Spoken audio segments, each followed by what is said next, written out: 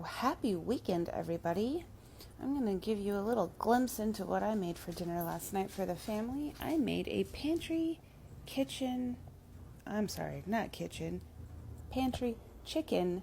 pot pie casserole.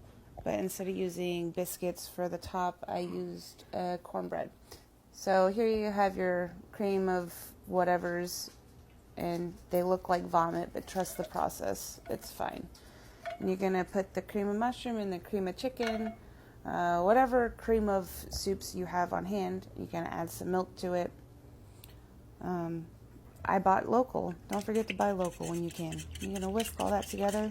Once you get that whisked, that's when we are going to add our spices. We got cayenne pepper here. We're going to put a dash of that in. And we got garlic powder, onion powder, Italian seasoning. Obviously, you guys can read, but it's weird being silent. Oregano. A little bit of nutmeg. You always put a little bit of nutmeg in with some cream, or with the creamy stuff. Some thyme and sage. And then you get one big can of mixed vegetables and one small can of sliced carrots. 2 big cans of chunk chicken breast. And then you put all that in. You're going to fold it in. Just fold it in. And then you're going to put a little bit of cheese in there. And then you fold it in. And you're going to pour that batter into a baking dish of whatever size you determine is correct for you. And then in a separate bowl, you're going to put a couple of eggs, that Jiffy corn, or some milk. Oh, I was ahead of myself there. Put that together, whisk it together. And then you're going to add that Jiffy baking mix. And then I added a little bit more cheese. And then you put that on top. I made it runny, so it kind of spread easier. And as it cooked, it got a little, it spread out more. And then I put it into a preheated oven at 375, and I put it in for about half an hour-ish until it was golden brown on top, and it was bubbling around. And yeah, enjoy. Okay, so here is my version of tri-tip tacos. I found these cool little roasts for sale at the store, and we're going to start with making our tortillas. So we made up the dough, and now we're going to sear off those tri-tip roasts, and then we're going to stick them in a 400-degree oven for about 30 minutes. And after 30 minutes mark, I'll let them in the oven and just shut the oven off, so they just finish cooking. So here I'm using my frugal, tortilla press here. If you want to donate to my tortilla press fund, my Cash App is Birch and the number 8. But yeah, so just making the tortillas, keeping them underneath a damp towel, of course. And then from here, we're going to fry them up, get them to temperature. And then, they have the law of the first pancake, right? So the first ones are always a little bit iffy. But then once that skillet comes up to temperature, you got some good tortilla making going on. So tortilla, still flipping. Yeah. I used a little bit of oil. And then that's the end result for the kids.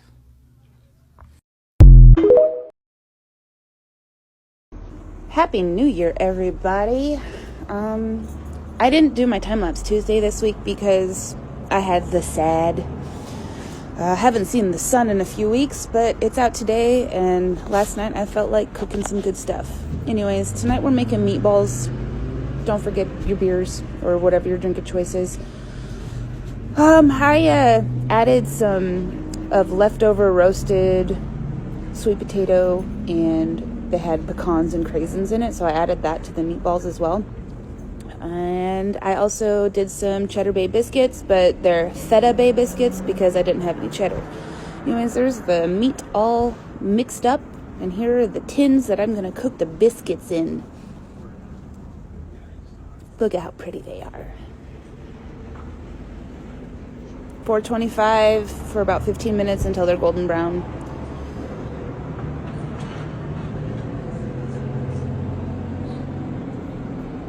Here we got some meatballs. My meatballs came out to a total of 12. So I was able to make 12 meatballs.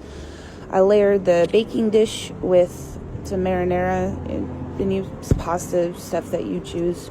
And you gotta brown them. I get a little bit dark on this side, but it's okay. We like them dark. So once the biscuits are done, we're going to lower that temperature to, I think it was 375 I put in for the meatballs. Don't forget your other beer. So once we got the meatballs in the dish, we cover them with the rest of that marinara and put some more of that feta on top. And then I had some canned veggies because we're doing the pantry challenge. Roasted those up. They were okay. But we got it all out, and here's what it looks like. Delicious! Happy New Year!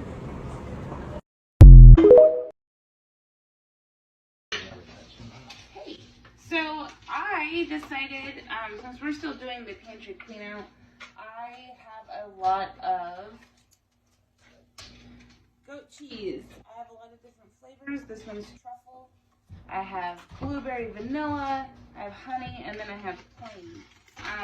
The other night when I was a little bit lifted, I made some granola, and I decided instead of using ginger snaps or graham crackers as the crust, I was going to blend up the granola with some butter and then press that in and make that the crust. So let's see what happens.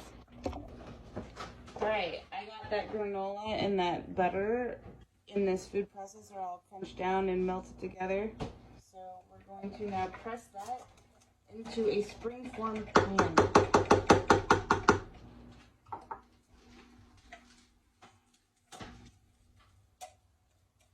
all in there. And then we're going to just press down. Oh, I might not have enough. We'll see how this goes. I definitely did have enough, but in order to make these crusts super flush, take a flat bottomed glass or a measuring cup and then press down so it evenly gets distributed. Now we're gonna take that crust and we're gonna stick it in the freezer. Everything's backwards. I got 1 pound of goat cheese in here, different flavors. I got truffle, blueberry, honey, and plain. And then I got 1.5 cups of white sugar in here. I'm going to whisk these as best as I can, and then slowly incorporate the coconut milk. Where's my finger? Coconut milk and the yogurt.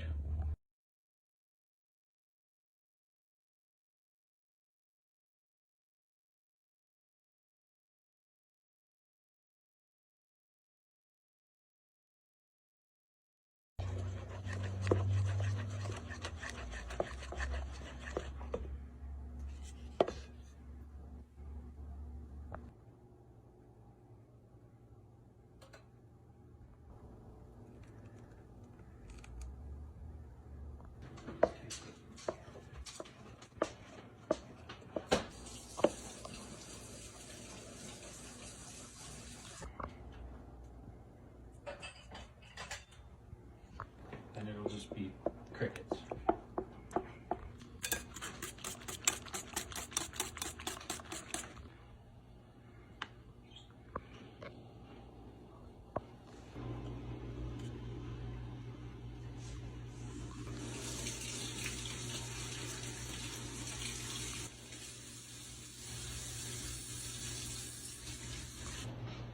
Alright, now we got that crust out of the freezer, that granola crust, and now we're gonna take that batter and we're gonna just pour it in, David. I should have put this on a pan. Make sure we get all those.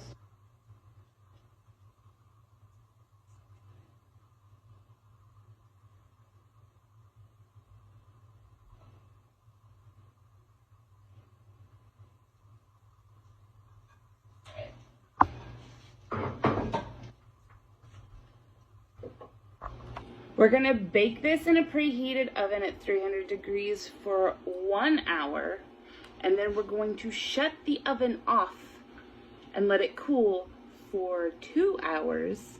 And then apparently we have to refrigerate it for 4 to 6 hours, so we're not gonna be eating this until tomorrow. Bye! It's the next day, and look at that cheesecake, I made this. Let's do a reveal.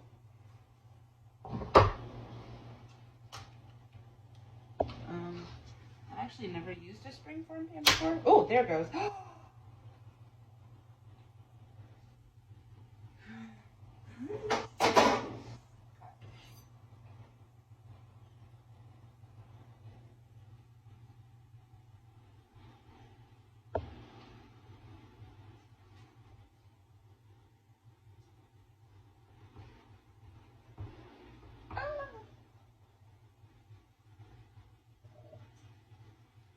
Oh, it's still on the thing, I forgot.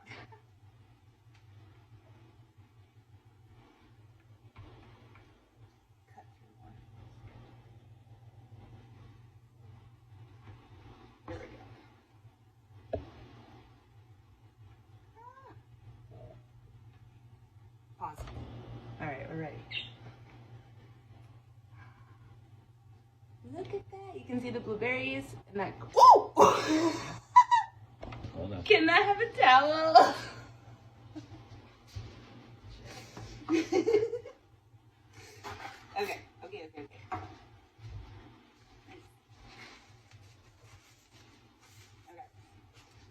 Look at that! I made this! Goat's cheese, no cream cheese. I guess we gotta do a taste test now, huh? Okay.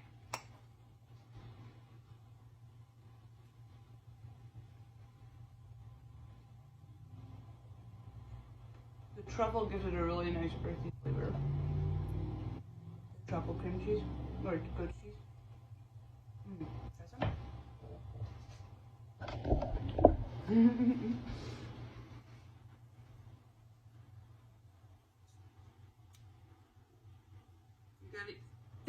Eat it on camera.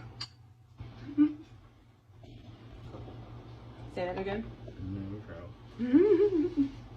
What did you say? It's an interesting mix with the honey and the blueberry and the truffle. Yeah, it is an interesting mix. It's like sweet, savory. That's nice. It's good though. The granola made a nice crust.